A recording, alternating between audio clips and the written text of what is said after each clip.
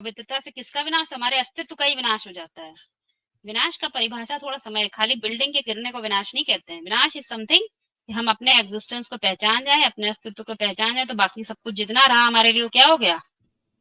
विनाश। हमारे लिए उसका कोई भी अस्तित्वहीन चीजें हो गई। इसीलिए कह दिया कि अपवित्रता से हमारे अस्तित्व का ही विनाश हो जाता है। अपवित्रता से। पवित्रता क्या चीज है? तो मुरली में बताया है, नहीं ज्ञान सदसम पवित्रम इह विद्यते। एक और पॉइंट कह दिया है, शंकर को अमोघ वीर कहा है। उसके अंदर क्षमता है, क्योंकि शिव भी है, कृष्ण भी है, राम भी है। कृष्ण राम कुछ भी नहीं कर सकते जब तक शिव नहीं है। तो तीनों मिलकर ही क्या चलता है? जो मनन चिंतन की प्रोसेस चलती है, जो एकाग्रता के लिए तीव्रता है, वो सब क्या है? जो सत्य ज्ञान को क्षरित नहीं होने देती बुद्धि से, उसका सार बनता रहता है, टिका रहता है। और ये किसकी बात है? शरीर की बात है कि अंदरूनी स्थिति की बात है? अंदरूनी स्थिति की बात है। अंदरूनी स्थिति की बात है। उसी को हम अमोघ वीर भी कहते हैं। पूर्ण रूप से स्थिति की बात है। इसी चीज को आप लोग समझ लें। पवित्र मतलब बुद्धि से पॉइंट क्षरित ना हो, अपवित्र मतलब क्षरित होता रहे।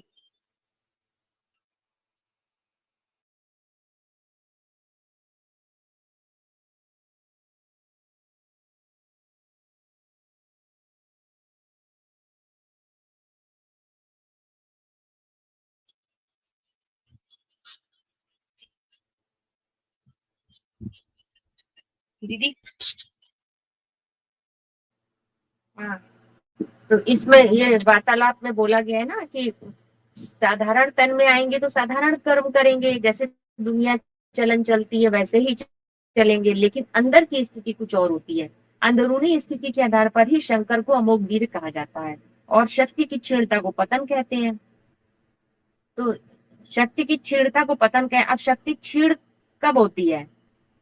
कोई बताएगा शक्ति क्षीण कब होती है, जब कैसे होती परस्पर है? विरोधी कार्य किया जाए।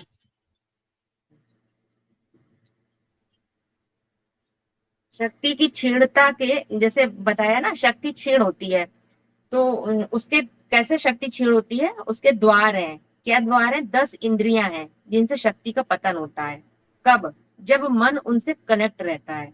अगर मन ही विपरीत मुख हो जाए, जो अधोमुखी मन था, 10 इंद्रियों से कनेक्टेड था, तो शक्ति का पतन हो रहा था, पात हो रहा था। अब ऊर्ध्वमुखी हो जाए, एक सत में एकाग्र हो जाए, तो कैसा हो जाता है? सेंसेशन लेस, लिंग की तरह पूजा जाता है जिसकी। तो मन को कैसे, कब एकाग्र होगा वो? क्या ज्ञान से एकाग्र हो जाएगा? नहीं, मन को ज्ञान नहीं चाहिए। मन का कनेक्शन किससे बता दिया? प्रकृति से है। चाहे अपरा हो चाहे परा हो, उसको ज्ञान से मतलब नहीं है। उसको सत्य से मतलब है, सार से, अपने मूल से मतलब है। मन को ज्ञान नहीं चाहिए। ज्ञान तो बुद्धि का विषय है। जो सत्य है, यूनिवर्सल ट्रुथ, दो प्रकार का सत्य है ना, एक यूनिवर्सल और एक पर्टिकुलर ट्रुथ। तो जो सत्य यूनिवर्सल ट्रुथ है, उससे सब पुरुषार्थी अपना अपना सत्य निकालते हैं, सार है ना। आपका सत्य अलग है, फलाने का अलग होगा। हर हर बीज अपने अपने झाड़ का सार है ना। तो उस सत्य से सत्व बनाने का कार्य बुद्धि की प्रधानता के आधार पर ही होता है। तो बोला साधारण तन में आएंगे तो साधारण कर्म करेंगे, अंदर की स्थिति लेकिन असाधारण है, तो उस स्थिति के आधार पर ही अमोघ वीर कहा जाता है। शक्ति का पात नहीं होता है, पतन नहीं होता है। क्यों? क्यों? क्योंकि इंद्रियां सेंसेशन लेस है। ऐसा नहीं है कि इंद्रियां नहीं है। सेंसेशन लेस माने होता है फीलिंग प्रूफ। फीलिंग क्या होता है? फीलिंग जो है, मुरली में बोला है, फीलिंग फ्लू की बीमारी है। मुरली में कहा जाता है सुख दुख की फीलिंग। तो सुख दुख होना अलग बात है, लेकिन उसकी फीलिंग आना ये बिल्कुल अलग बात। जैसे चोट लग गई, कहीं दर्द हो जाए, आंसू भी निकल आए, वो अलग बात है। लेकिन उस दर्द के कारण जो दुख पैदा हो रहा है, उसकी फीलिंग आ रही है, वो अलग बात होती है। ये बहुत बड़ा अंतर है। जैसे किसी को बुखार आ गया, वो अलग बात है। लेकिन अगर उसके अंदर ये फीलिंग आ गई कि बुखार की वजह से मैं बीमार हूं, ये इससे जो है दुख पैदा हो रहा है, तो फीलिंग आ रही है, इसका मतलब कि विनाशी से कनेक्शन है, अविनाशी का ज्ञान नहीं है। अज्ञान से दुख होता है तो फीलिंग क्रिएट हो जाती है। लेकिन जो ज्ञानी होगा वो सुख दुख तो महसूस करेगा लेकिन फीलिंग नहीं आ सकती है, क्योंकि उसको सुख और दुख का ज्ञान है। सुख और दुख का कनेक्शन इंद्रियों से होता है। जब तक रोल प्ले कर रहे हैं सुख दुख चलता रहता है। तो लेकिन उसकी जो फीलिंग है वो मानसिक स्तर की बात है। अगर अच्छी तरह से ज्ञान को समझ लिया तो फीलिंग प्रूफ बन जाते हैं, क्योंकि मुरली में बोला है सुप्रीम सोल बाप आया हुआ है एनेस्थीसिया देने, क्या कि तुम देह नहीं हो आत्मा हो। इस ज्ञान इंजेक्शन से फीलिंग प्रूफ बन जाते हैं, तो सुन्न हो जाते हैं। तो इसीलिए फीलिंग प्रूफ हो गए तो क्या करते हैं, विपरीत परिस्थिति में भी बहुत मौज में रहते हैं। वहां पे अब उनका देह का बल काम नहीं कर रहा है। तो इसीलिए जो अमोघ वीर का बताया गया कि शंकर को अमोघ वीर है, वो स्थिति के आधार पे है कि कैसी भी स्थिति परिस्थिति विपरीत परिस्थिति में भी वो उसकी शक्ति क्षीण नहीं होती है। और वो जो एग्जाम्पल दिया गया है शिवलिंग का, तो वो तो एग्जाम्पल दिया ही गया है कि मतलब नाली जलाधारी के अंदर शिवलिंग खड़ा हुआ है, लेकिन क्या है, क्षरित नहीं हो रहा है। तो अमोघ वीर का उसका साकारी रूप दिखा दिया गया, साकार चित्र में शंकर, लेकिन है वास्तव में शिवलिंग वो स्थित उसकी बात है।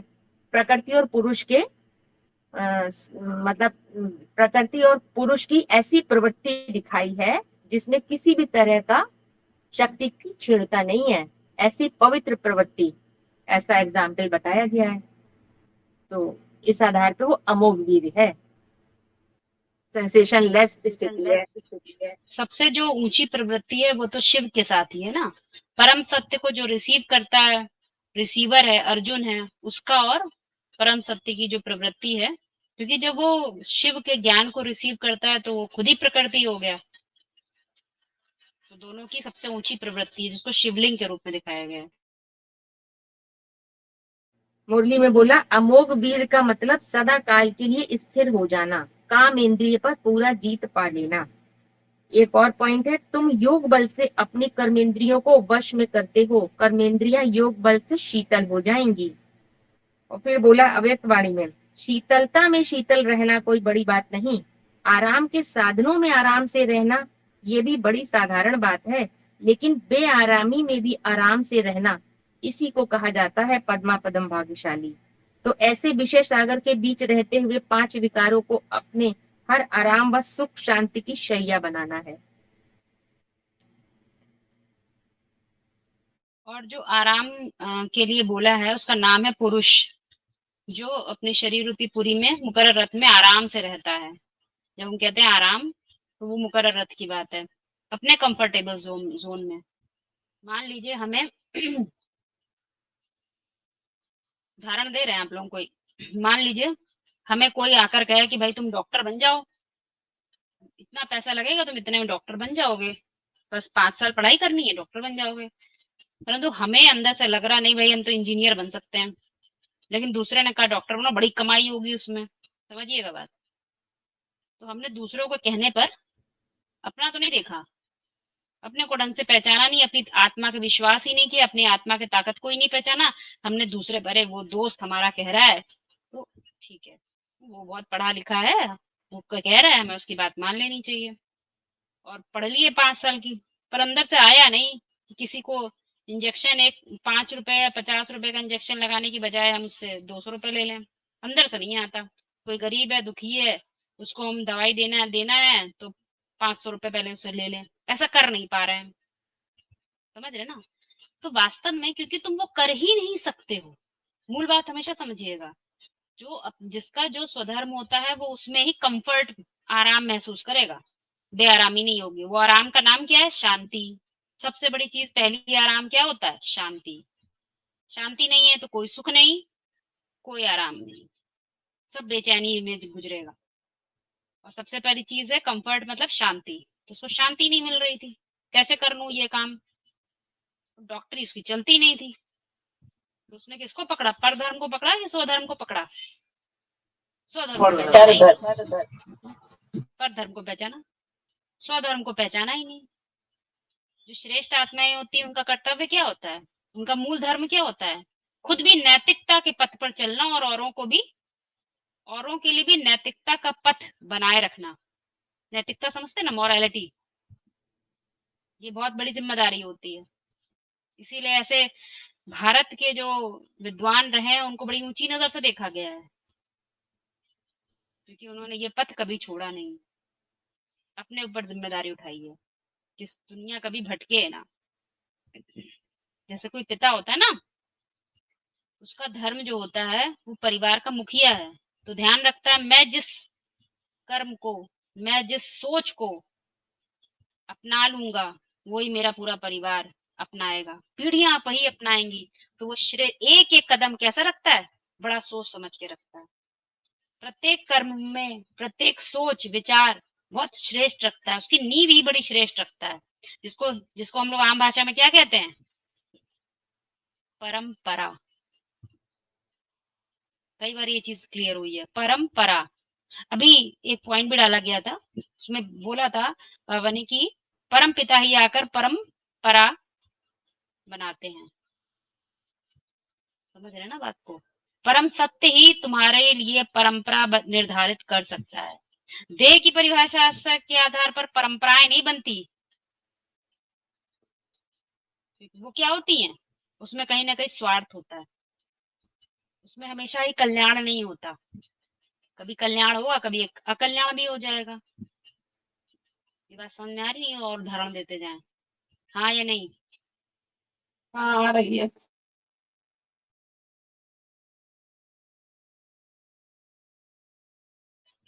ठीक।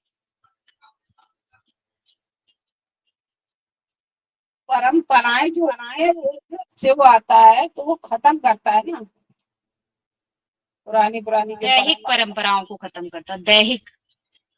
हाँ, परम मतलब ऊंची से ऊंची, परा मतलब मूल प्रकृति।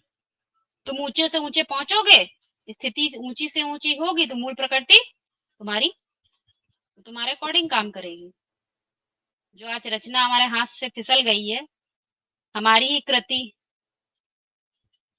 हमारी कृति सबसे बड़ी क्या थी, भारत माता शिव शक्ति अवतार, शिव की शक्ति के आधार पर कार्य करते थे, अभी कार्य करते हैं अपने दैहिक। मैं डॉक्टर हूं, मैं इंजीनियर हूं, मैं दुकानदार हूँ, मैं अमीर हूँ, मैं गरीब हूँ, ये सब कैसी दैहिक परिवार के दिशा के आधार पर काम करते हैं। तो शक्ति भी कैसी है, दैहिक है, बलपूर्वक आत्मिक नहीं है। तो बलपूर्वक परंपराएं भी कैसी बनाते हैं, दैहिक बनाते हैं। भाई हमारे पास तो बहुत पैसा है, हम जाएंगे होटल में रुकेंगे, तो हमने परंपरा कैसी बना दी, होटल में रुकने। बड़े लोग परंपरा बना दी कि हम होटल में रुकते हैं, बड़े बड़े लोग गाड़ी में चलते हैं। तो ये तुम्हारी परंपरा से दुनिया में भ्रष्टाचार बढ़ रहा है कि घट रहा है। हम बड़े लोग हैं, हम 2-4 बीवी रख सकते हैं, तो ये तुम्हारी परंपरा से दुनिया में भ्रष्टाचार बढ़ रहा है कि घट रहा है। वो कहते हैं अरे भाई आजकल के तो जो हीरो हीरोइन है वो तो 2-2 शादी करते हैं, तो हम भी कर लें तो कौन सी बड़ी बात है।